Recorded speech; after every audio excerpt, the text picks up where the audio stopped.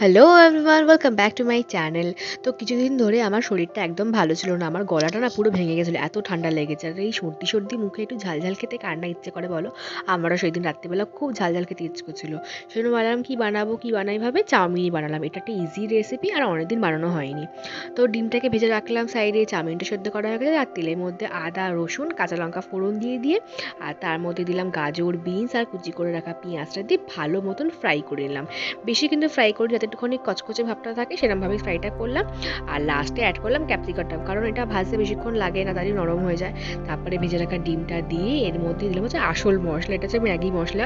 ম্যাগিটা আমরা যখন খাই একটুখানি মশলা রেখে দিই।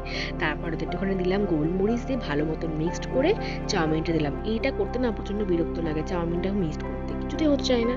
তো কোনো রকমভাবে করে লাস্টে ঝালের জন্য ওপর দিয়ে অ্যাড করলাম চিলি ফ্লেক্স। আর তার যা খেতে হয়েছিল কি বলবো, সর্দির মুখে বেশ ভালোই লাগছিল।